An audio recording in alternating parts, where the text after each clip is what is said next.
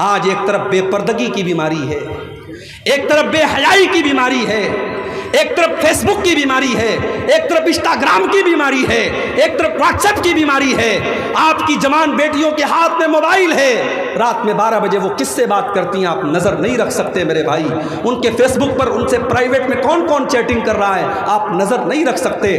जब बीमारियां इतनी बढ़ गई हैं तो एंटीबायोटिक का डोज भी उतना ही तगड़ा होना चाहिए।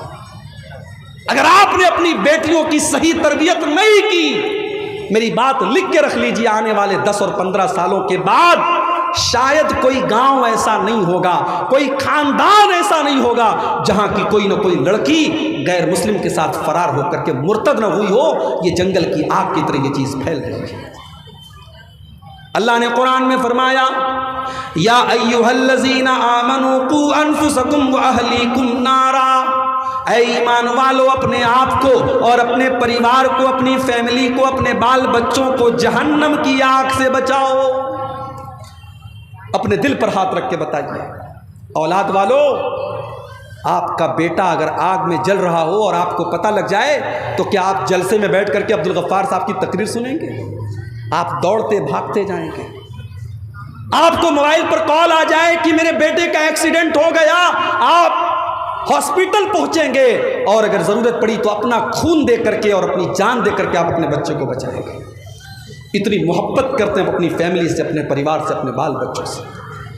अल्लाह तबारक व तआला उसी मोहब्बत के को अपील करते हुए फरमाता है, या अय्युहल्लज़ीना आमनू कू अनफुसकुम व अहलीकुम नारा, ऐ ईमान वालो, जिस परिवार से, जिस अहलो अयाल से तुम इतनी मोहब्बत करते हो, उसको दुनिया की आग में तुम जलते हुए नहीं देखना चाहते हो।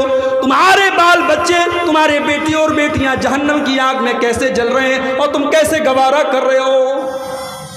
अपने बच्चों को बचाओ जहन्नम की आग से। मोबाइल बच रहा है क्या? आप रात में तहज्जुद की नमाज पढ़ रहे हैं, 10-25 आप रात में तहज्जुद की नमाज पढ़ रहे हैं, कौन है भाई?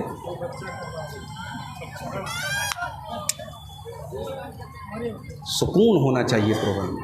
एक तो ये शुरू में ये चैनल वाले बिला वजह परेशान करते रहते हैं। आप गौर कीजिए,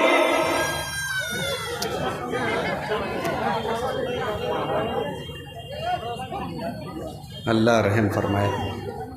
बच्चों की मोहब्बत हमारे और आपके दिल में होती है, लेकिन अगर आप तहज्जुद की नमाज पढ़ रहे हैं और आपका बेटा गलत रास्ते पर जा रहा है और आपकी बेटी गलत रास्ते पर जा रही है मेरे भाइयों, तो अल्लाह क्या हमारी और आपकी गर्दन बच नहीं सकती। अल्लाह के नबी फरमाते, कुल्लुकुम राइउन व कुल्लुकुम मसऊलुन अन रइयतिही, तुम में से हर इंसान जिम्मेदार है और उसकी जिम्मेदारी के बारे में कल क़यामत के दिन सवाल किया जाएगा। आपको अपने बच्चों की बहुत फिक्र है, आपने बच्चों के लिए प्रॉपर्टी बनाई, आपने घर मकान बनाया, आपने सोने चांदी के जेवरात बनाए, मगर अपने दिल पर हाथ रख के बताओ, आपने अपने बच्चों की आखिरत के लिए क्या किया? आखिरत के लिए आपने क्या किया? दुनिया में तो चलो आपने अपने बच्चों का इंतज़ाम कर दिया, मगर आपको अपने बच्चों की आखिरत की कितनी फिक्र है? कभी आपने इस पर गौर किया? आज कितने मुसलमान हैं, बच्चा बीमार हो गया, माँ उसकी मालिश कर रही है, मालिश करने के बाद काजल का टीका लगा रही है। आप क्या लगाते नहीं लगाते? काजल का टीका लगाती हैं पेशानी के ऊपर। औरतों से पूछो क्यों लगाती हो, कहती है नज़र नहीं लगती। किसने बताया भाई आपको? कुरान में लिखा है, नबी ने फरमाया, सहाबा ने किया नहीं।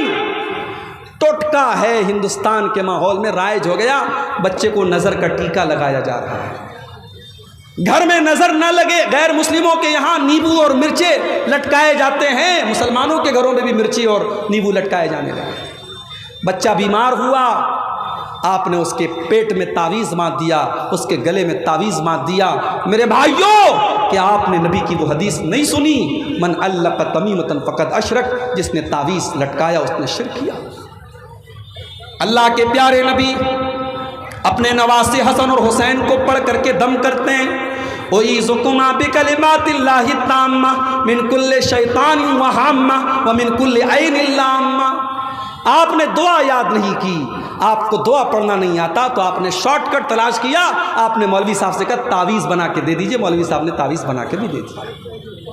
मेरे भाइयों, इन बिदात और खुराफात से अपनी फैमिली को बचाओ, शिर्क से बचाओ अपने बच्चों को।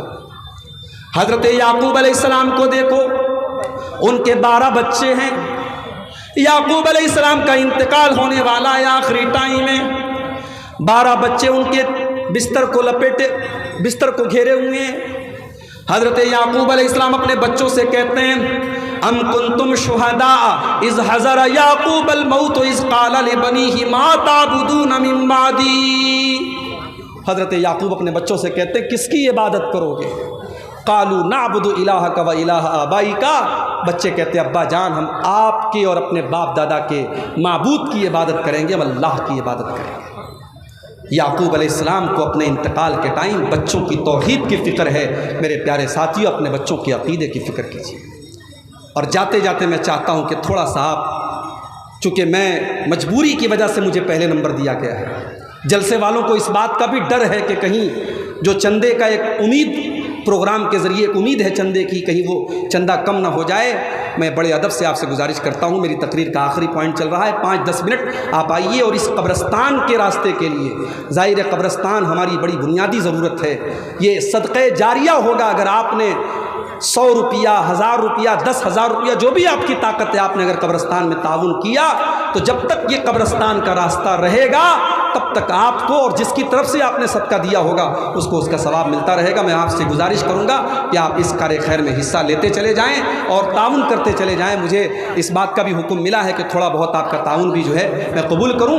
मेरे भाइयों, आज हमें और आपको इस कार्य खैर में, इस तरीके की चीज़ों में भी अपने आप को और अपने घर वालों को हिस्सा दिलवाना चाहिए। नबी अकरम ने औरतों से फरमाया था, तसद्दक़ना, तुम सदका खैरात किया करो, फ़इन्नी उरीतुकुन्ना अक्सर अहलिन नार, मैंने तुमको जहन्नम की आग में बहुत ज़्यादा जलते हुए देखा है।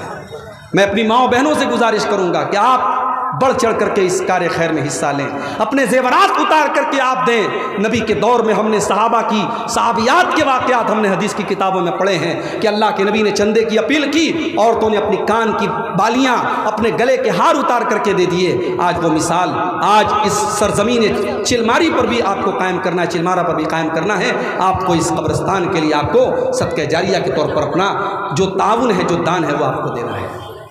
मेरे भाइयों, वक्त बहुत नाजुक है, वक्त बहुत नाजुक है और दीन और ईमान को बर्बाद करने के लिए बहुत सारे फितने इस वक्त जो है सामने आ रहे हैं। हमें और आपको, अपने आप को और अपने घर वालों को इन फितनों से बचाने की ज़रूरत है। और उसके लिए बड़ी ज़रूरी चीज़ ये है कि आप अपने बच्चों को दीन की तालीम दिलाएं। मैं ये नहीं कहता कि आप सारे बच्चों को आलिम बना दीजिए, सारी बच्चियों को आलिमा बना दीजिए, मगर कम से कम अपनी औलाद को आप दीन की इतनी तालीम दे दीजिए कि जो दीन की मोटी मोटी बात है, जो बेसिक नॉलेज है, आपका बेटा, आपकी बेटी उस दीनी इल्म आप उसके अंदर मौजूद हो। आपका 10 मिनट का वक्त है, आप जल्दी जल्दी आइए। मैं सफ़र की हालत में हूँ, आपके हक़ में इंशाअल्लाह मैं दुआ करूँगा और हमारे बुज़ुर्ग उलमा भी बैठे हैं, वो सब भी आपके हक़ में दुआ करेंगे।